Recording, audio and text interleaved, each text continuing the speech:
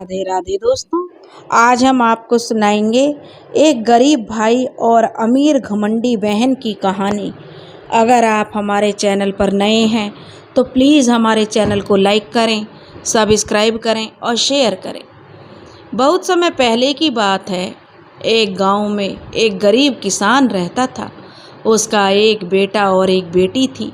बेटी बड़ी थी और बेटा छोटा था। वह और उसकी पत्नी दोनों अपने बच्चों की शादी करके इस संसार से चल बसे। बेटी की शादी बहुत अमीर घर में हुई थी। उसके पास बहुत धन था, नौकर चाकर थे, धन की कोई कमी नहीं थी। बेटा बेचारा बहुत गरीब था। वह दिन भर खेतों में काम करता और फिर जो उसे खर्चा जो उसका पूरा नहीं होता था। दिन भर मेहनत करने के बाद भी उसका घर खर्च नहीं चल पाता था। यह तो और वह अलग से भी मजदूरी करता। उसके पास कोई धन संपत्ति नहीं थी। वह प्रतिदिन जितना कमाता उससे ही अपने परिवार का भरण पोषण करता था। जिस दिन उसे कोई काम नहीं मिलता उस दिन उसके पास खाने के लिए कुछ नहीं होता। उस दिन वह उसके बच्चे भूखे ही सो जाते। जिस दिन मेहनत करता था उसी दिन घर में चूल्हा जलता था, नहीं तो घर में चूल्हा ही नहीं जलता था। उसकी पत्नी भगवान शिव की परम भक्त थी। वह बहुत ही नित्य कर्म और पूजा पाठ करने वाली थी। वह प्रतिदिन भोलेनाथ के मंदिर में जाया करती और वहाँ वह पहले मंदिर की सफाई करती, फिर भोलेनाथ की पूजा पाठ करती। भगवान भोलेनाथ में बहुत ज़्यादा वह श्रद्धा और विश्वास था उसका। श्रद्धा और विश्वास होने के कारण अपनी गरीबी से उसे कोई शिकायत नहीं थी। घर की हालत चाहे जैसी भी हो वह पूजा पाठ करना नहीं भूलती थी। इसलिए गरीब होते हुए भी उसके बच्चे बहुत संस्कारी थे और वह थोड़े में भी गुजारा करके अपने पति के साथ खुश थी। दूसरी तरफ जो उसके पति की बहन थी, उसे अपने अमीर होने पर बड़ा ही घमंड था। वह बहुत ही घमंडी थी। भाई की गरीबी के कारण वह अपने भाई से रिश्ता रखने में उसे शर्मिंदगी महसूस होती थी। उसे लगता था मेरा भाई मेरे बराबरी का नहीं है और वह अपने भाई और उसके परिवार से मिलना भी पसंद नहीं करती थी, क्योंकि अगर वह उनसे मिलेगी तो उसमें उसकी बेइज्जती होगी। सब कहेंगे कि देखो इसके मायके वाले कितने गरीब हैं। एक बार बहन की ननंद की शादी थी। उसने अपने सभी रिश्तेदारों को शादी के लिए आमंत्रित किया था, लेकिन अपने भाई की गरीबी के कारण उसने उसे नहीं बुलाया था। भाई को जब इस शादी के बारे में किसी और से पता चला तो उसे अच्छा नहीं लगा, परंतु उसने अपनी पत्नी से झूठ बोल दिया कि मेरी बहन की ननंद की शादी है, मुझे उसमें जाना है। तब उसकी पत्नी ने कहा तुम्हारी बहन ने तो बुलावा तो भेजा ही नहीं है और ना ही कोई आमंत्रण ना आया है। हमें निमंत्रित किया गया हो तो इस पर उसके पति ने कहा कि नहीं नहीं, मेरी बहन ने निमंत्रण भेजा है और मुझे उसका निमंत्रण मिला है। तुम्हें मैं बताना भूल गया था, इसलिए मुझे वहाँ जाना चाहिए। इस तरह अपनी पत्नी से झूठ बोलकर और अपनी क्षमता के अनुसार उससे जो भी संभव हो सका वह कपड़े और उपहार लेकर अपनी बहन की ससुराल के लिए ही वह पैदल चल पड़ा। जब वह अपनी बहन की ससुराल में पहुंचा तो उस समय उसकी किसी की भी नज़र उस पर नहीं गई, परंतु जो उसकी अमीर घमंडी बहन थी उसने उसे खिड़की से देख लिया कि उसका भाई आया है, लेकिन वह उसे देखकर पीछे हट गई और सोचने लगी कि मैंने तो भाई को शादी में नहीं बुलाया, फिर भी यह आ गया है। उसे भाई को अपने घर देखकर अच्छा नहीं लग रहा था। तभी उसकी देवरानी ने उसके भाई को देख लिया और वह दौड़ी दौड़ी अपनी जेठानी के पास गई और उससे कहने लगी दीदी दीदी तुम्हारा भाई आया है। तब वह अपनी देवरानी से कहने लगी कि द्वार पर मेरे जेठ ससुर बैठे हैं, इसलिए मैं नहीं जा सकती, मुझे उनसे शर्म लगती है। तुम मुझे यह बता कि मेरे भाई का भेष कैसा है और वह क्या लेकर आया है। तब उसकी देवरानी कहने लगी, दीदी तुम्हारे भाई ने बहुत ही मैले से कपड़े पहने हुए हैं और जगह जगह से वे कपड़े घिसे हुए हैं। उनमें उसने जो अपने हाथ में एक थैला भी ले रखा है जिसमें उसने कुछ रखा हुआ है। यह सुनकर उसकी बहन ने कहा कि तुम जाओ और मेरे भाई को पीछे के दरवाजे से घर के अंदर भेज दो। अब उसकी देवरानी गई और उसके भाई को पीछे के दरवाजे से अंदर भेज दिया। भाई आते हुए रास्ते भर यही सोचता रहा कि बहुत दिनों के बाद बहन से मिलने आया था तो बहन मुझसे मिलकर बहुत खुश होगी। लेकिन पैसे के घमंड में अंधी बहन ने भाई की भावनाओं की कदर नहीं समझी और ना ही उसको समझा। भाई के अंदर आने पर उसने भाई को पानी तक भी नहीं पूछा और ना ही उसको बैठने के लिए कहा और यह भी नहीं पूछा कि उसका कैसा हाल है, परिवार में सब कैसे हैं और भैया भाभी भतीजे कैसे हैं। इससे उल्टा वह उसे कहने लगी कि तुम्हें यहाँ पर किसने बुलाया है और तुम यहाँ क्यों आए हो। तो वह भाई को ताने मारने लगी और कहने लगी कि तुम इस फटीचर हाल में मेरे यहाँ आ गए हो, यहाँ आकर तुमने मेरी सारी इज्जत खराब कर दी। कम से कम तुम्हें अपना नहीं तो कम से कम मेरा ख्याल तो करना चाहिए था। तब भाई कहने लगा कि बहन मेरी तुमसे मिलने को बड़ा दिल था, लेकिन मुझे पता नहीं था कि तुम मुझे देखकर खुश नहीं होंगी। बहन कहने लगी कि ठीक है, अब तुम आ ही गए हो तो मेरे साथ आओ। और यह कहकर वह अपने भाई को एक कमरे में ले गई और उस कमरे में उसे बंद कर दिया और कहने लगी, जब तक मैं ना कहूँ इस कमरे से बाहर मत निकलना। बेचारा भाई पैदल आया था, भूखा प्यासा थका हारा था, लेकिन बहन ने उसकी कोई खोज खबर नहीं ली। धीरे धीरे बंद कमरे में उसे 2 दिन बीत गए। बहन ने दरवाज़ा नहीं खोला। शादी में काफ़ी रिश्तेदार आए हुए थे और घर मेहमानों से भरा हुआ था। मेहमान तरह तरह के भोजन पकवान खा रहे थे, लेकिन कमरे के अंदर भाई बेचारा भूख प्यास से तड़प रहा था। जब उससे रहा नहीं गया और भूख बर्दाश्त नहीं हुई तो उसने दरवाजे को बजाना शुरू कर दिया। दरवाज़ा थपथपाने की आवाज़ सुनकर उसकी बहन के भांजे की बहू ने दरवाज़ा खोल दिया और वह बिना अपनी बहन से मिले और बिना किसी को कुछ बताए चुपचाप पीछे के रास्ते से चल दिया। और वह समझ गया था कि उसकी बहन उससे मिलना नहीं चाहती और ना ही वह उसके साथ भाई बहन का रिश्ता निभाना चाहती है। उसे तो अपने पैसे का बहुत ज़्यादा घमंड था, इसलिए वह गरीब भाई की इज्जत नहीं करना चाहती। भाई बेचारा रोता हुआ और अपने मन में जो पछताता हुआ 2 दिन का भूखा प्यासा था, उसी हालत में वह वहाँ से निकलकर अपने घर की ओर चल दिया। लेकिन भूख प्यास के कारण उसमें कमजोरी आ गई और भूखा प्यासा होने के कारण रास्ते में जाते जाते उसके पैर लड़खड़ाने लगे। चलते चलते वह बीच बीच में बैठ जाता, फिर चल पड़ता। ऐसा करते करते वह आधे रास्ते में पहुंच गया और भूख प्यास के चलते अब वह बिल्कुल अधमरा सा हो गया था। उसके शरीर में बिल्कुल जान नहीं थी और उसने अब उससे सहन नहीं हुआ तो वह बेहोश होकर गिर पड़ा। अपने भक्तों का हमेशा ख्याल रखने वाले महादेव और माता पार्वती यह सारा दृश्य देख रहे थे। माता पार्वती ने कहा, यह तो बेचारा बेहोश हो गया है। तब माता पार्वती ने भगवान शंकर से कहा कि इसकी पत्नी हमारी परम भक्त है, हमारी कितनी पूजा करती है और हमारी पूजा के बिना तो बेचारी भोजन भी नहीं करती। यह भूखा प्यासा है, भोजन पानी के बिना यह तड़प रहा है, ऐसे तो यह मर जाएगा। हमें इसकी मदद तो करनी ही पड़ेगी। अगर हम इसकी मदद नहीं करेंगे तो इसकी मदद कौन करेगा। भगवान शंकर ने कहा, देवी आप चिंता मत कीजिए, हम इसके पास चलते हैं। भगवान भोलेनाथ ने साधु का रूप धारण कर लिया और माता पार्वती ने एक बूढ़ी औरत का रूप धारण कर लिया। इसके बाद वे दोनों वहाँ प्रकट हो गए।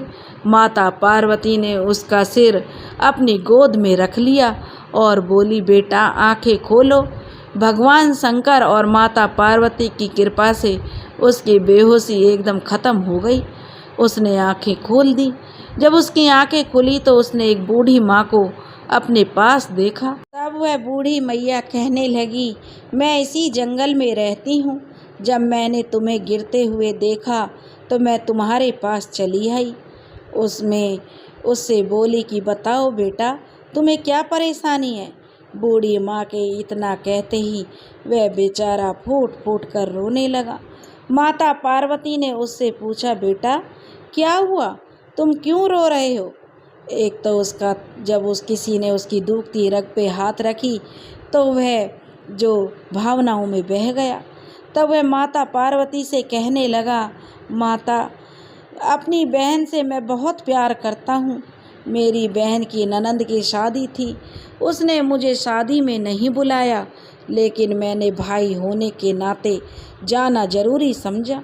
मैंने जैसे तैसे किसी से पैसे उधार लेकर जो भी मुझसे बन सका वह लेकर मैं अपनी बहन के घर गया, लेकिन मेरी बहन ने मेरे साथ ऐसा व्यवहार किया मैं किसी को बता भी नहीं सकता। इसके बाद उसने अपनी सारी आप बीती उस बूढ़ी मैया को सुना दी और वह रोने लगा और कहने लगा, जब मैं घर जाऊंगा तो अपनी पत्नी और बच्चे जब मुझसे पूछेंगे कि आप तो बुआ के यहाँ शादी में गए थे, वहाँ से क्या लेकर आए हो, तो मैं अपने बच्चे को क्या जवाब दूंगा, क्या अपनी पत्नी को बोलूँगा। यह सोच सोच कर ही मेरी जान निकली जा रही है। यह सुनकर बूढ़ी मैया ने कहा कि बेटा चिंता मत करो, थोड़ी दूर ही हमारे साथ चलो, वहाँ पर हमारा बगीचा है। बगीचे में तरबूज और ककड़ी लगे हुए हैं, तुम तरबूज और ककड़ी तोड़ लो और अपने थैले में भरकर अपने घर ले जाओ। तब वह बोला, हाँ मैया, यह ठीक रहेगा। उस बूढ़ी औरत की बात मानकर उसने अपने थैले में ककड़ी और तरबूज तोड़कर भर लिए और अपने घर की तरफ चल पड़ा। वह अपने घर पहुंचा तो उसके बीवी बच्चे उसकी राह देख रहे थे, भागकर उसके पास आ गए। उसके बच्चे सोचने लगे, जरूर पिताजी कोई अच्छी चीज़ लेकर आए हैं, उनका थैला भरा हुआ दिखाई दे रहा है। बुआ तो बहुत पैसे वाली है, इसलिए बुआ ने जरूर हमारे लिए अच्छे ही उपहार भेजे होंगे। यह सोचकर बच्चे अपने पिता को घेर कर बैठ गए। उसकी पत्नी भी हाथ में पानी का गिलास लेकर आई और कहने लगी, दीदी ने ऐसा क्या दे दिया कि थैला भरा हुआ है। अब वह बेचारा अपनी पत्नी को क्या बताता। वह कहने लगा, जो भी दिया है वह सब थैले में रखा है। यह कहकर वह वहाँ से बाहर चला गया। उसकी बीवी थैले को खोलती है तो उसमें देखती है कि उसमें एक तरबूज और ककड़ी रखे हैं जो बिल्कुल सोने की तरह दिखाई दे रहे हैं। यह देखकर वह बहुत ही आश्चर्य में पड़ गई कि ननंद ने तो बहुत ज़्यादा दे दिया है।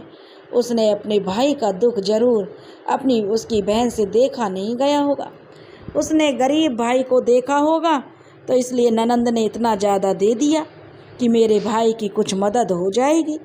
तब वह तरबूज काटने लगी तो उसमें क्या देखती है, तरबूज में बीजों की जगह हीरे मोती चमक रहे थे। जब उसका पति घर आया तो वह उससे कहने लगी, अजी सुनते हो, यह दीदी ने क्या दे दिया। उसका पति यह सोचकर सकपका गया कि अब उसकी पत्नी कहेगी, शादी में तो लड्डू बर्फी जैसी चीज़ें मिलती हैं, तुम यह खीरे तरबूज ककड़ी कहाँ से लाए हो। तो वह कहने लगा, ऐसा क्या भेज दिया है, मैंने तो देखा ही नहीं है। तब वह उसकी पत्नी बोली, जरूर दीदी को तुम पर दया आ गई होगी, देखो उन्होंने हमारे लिए कितना धन भेजा है, इतना धन भेजने की क्या ज़रूरत थी। जरूर उनसे अपने भतीजे और भाई का दुख नहीं देखा गया होगा। हमारी ननंद कितनी अच्छी है, उन्होंने हमारी दरिद्रता को ही दूर कर दिया। इस तरीके से वह बहुत पैसे वाले बन गए। अब काफ़ी दिन हो गए थे। उस गरीब भाई ने यह राज अपनी पत्नी को कभी नहीं बताया कि उसकी बहन ने उसके साथ कैसा व्यवहार किया था। भाई ने लेकिन उसकी जो पत्नी थी उसके मन में हमेशा यही रहा कि हम ननंद की वजह से ही पैसे वाले हुए हैं। उधर उसकी ननंद तो अमीरी के घमंड में चूर थी।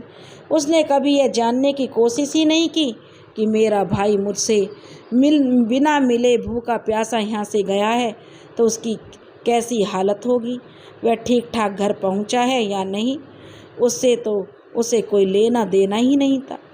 उधर भाई की पत्नी उस पर अपने पति पर जोर देने लगी और कहने लगी, जब हमारी दीदी ने हमारे लिए इतना किया है, तुम्हारी बहन जब तुम्हें इतना चाहती है और तुम्हें उन्होंने दरिद्रता से बाहर निकाल दिया, तो तुम जाओ और उसे कुछ दिन के लिए उसके मायके ले आओ।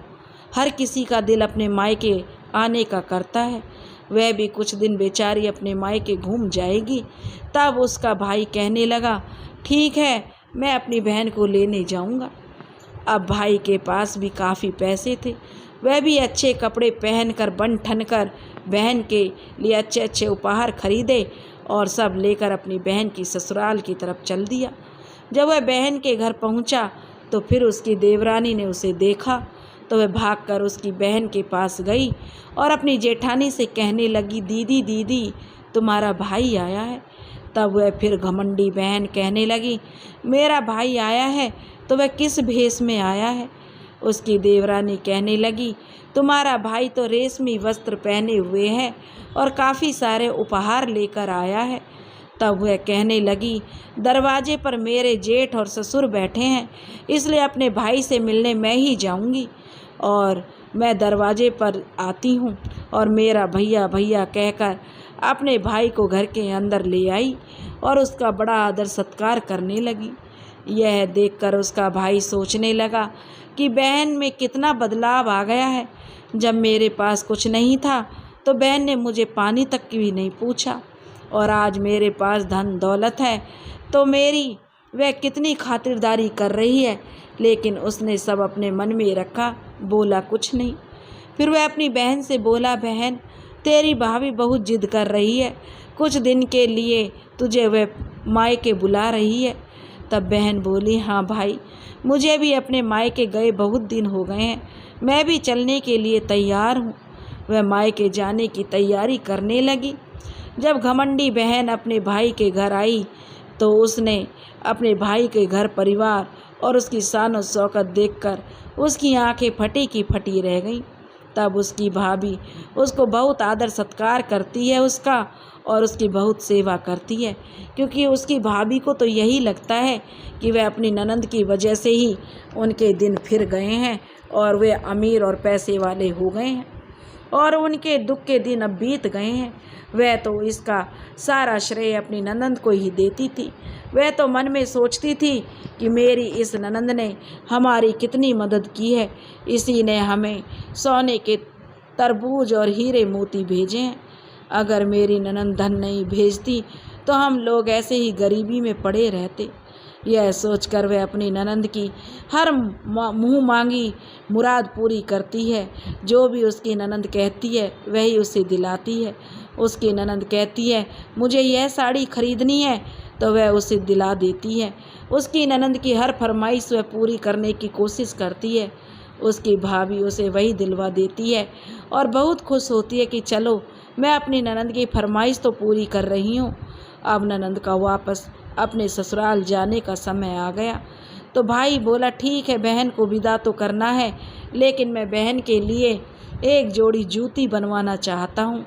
तो वह एक मोची के पास गया और मोची से उसने कहा कि भैया, एक जोड़ी बोलने वाली जूती बना दो। मोची बोला, ठीक है, मैं बना दूंगा।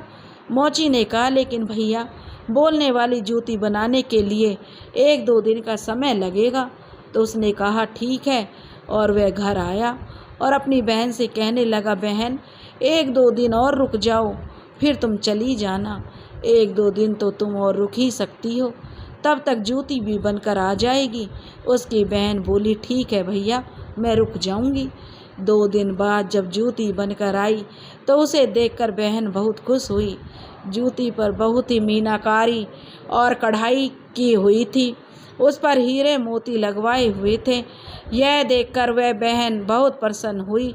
जब वह जूतियाँ पहनती है तो उस जूती में से आवाज़ आती है, गरीब का कोई रिश्ता नहीं होता, गरीब का कोई रिश्तेदार नहीं होता। बहन भाई का रिश्ता भी अमीरी और गरीबी का होता है। और बहन ने तो भूखे प्यासे भाई को घर से लताड़ दिया। जब भी वह जूती पहनती तो जूती में से यही आवाज़ आती कि गरीब का कोई रिश्ता नहीं होता। इस तरह से जूती तरह तरह की बातें बनाती। जूती की यह बात उसके भाई की पत्नी ने सुन ली। वह अपने पति से कहने लगी, यह जूती क्या बोल रही है, मेरी तो कुछ समझ में नहीं आ रहा। तब उसका पति कहने लगा, यह तो जूती है, जैसी मौची ने बना दी वैसी बन गई, लेकिन यह क्या कह रही है यह मुझे भी नहीं पता। बहन का अपने घर के लिए विदा होकर जाने का समय आ गया। जब वह बहन विदा होकर जाने लगी तो उसको भी महसूस होने लगा कि उसके भाई और भाभी ने उसके साथ कितना अच्छा बर्ताव किया है, और वह उसे अपने किए पर थोड़ा पछतावा भी हो रहा था। जब बहन विदा होकर चलने लगी तो उसने फिर से वही जूती पहन ली। जैसे ही वह चलती जूती बोलने लगती, गरीब का कोई रिश्ता नहीं होता, गरीब का कोई रिश्तेदार नहीं होता। बहन भाई का रिश्ता भी अमीरी और गरीबी का होता है। बहन ने तो भूखे प्यासे भाई को ही घर से लताड़ दिया। अमीर बहन और गरीब भाई का कोई रिश्ता नहीं होता, कोई रिश्तेदार नहीं होता। अब बहन के दिल में भी पछतावा होने लगा कि मैंने अपने भाई के साथ कैसा बर्ताव किया, और इतना कुछ होने के बाद भी मेरे भैया भाभी मेरे साथ इतना अच्छा बर्ताव कर रहे हैं। अब उसके दिल में इस तरह की बातों को लेकर बहुत पछतावा होने लगा। वह अपने ससुराल आ गई। उसकी भाभी अपने पति से कहने लगी कि सुनिए जी, ज़रूर कोई बात है, तुम मुझसे कुछ छुपा रहे हो। तब उसका पति बोला, मैं तुमसे कोई बात नहीं छुपा रहा। वह बोली, नहीं नहीं, तुम मुझसे ज़रूर कुछ छुपा रहे हो। तो वह जिद करने लगी कि उन जूतियों का क्या रहस्य है, वह मुझे भी बता दीजिए। तब उसके पति ने बताया, जब हमारे पास कुछ नहीं था, मेरे कपड़े भी फटे पुराने थे, जब मैं अपनी बहन के घर उसकी ननंद की शादी में गया था तो बहन ने मेरा कोई आदर सत्कार नहीं किया था। मेरी बहन ने मुझे एक गिलास पानी तक नहीं पूछा और मुझे एक कमरे में बंद कर दिया। मैं 2 दिन तक भूखा प्यासा कमरे में बंद पड़ा रहा, और उसके बाद मेरी बहन के भांजे की बहू ने कमरा खोला था। मैं वहाँ से निकल भागा, और वहाँ से निकलने के बाद मेरे मन में बार बार यही बात आ रही थी, गरीब अमीर का कोई रिश्ता नहीं होता, चाहे वह बहन और भाई क्यों ना हो। वहाँ से निकलकर जब मैं चलता हुआ जंगल में पहुँचा तो वहाँ बेहोश होकर गिर गया। तभी एक बूढ़ी माई और एक साधु बाबा वहाँ आए और उन्होंने मुझे पानी पिलाया और मेरी सारी कहानी सुनी। तो मैंने उनसे जब कहा कि मैं बहन के घर से शादी से आ रहा हूँ, मैं अपने बीवी बच्चों को क्या मुँह दिखाऊंगा, तब उस बूढ़ी मैया ने कहा कि मेरा बगीचा पास में ही है, तुम बगीचे में से अपने थैले में तरबूज और ककड़ी भर ले जाओ। मैं वही तरबूज और ककड़ी घर लाया था।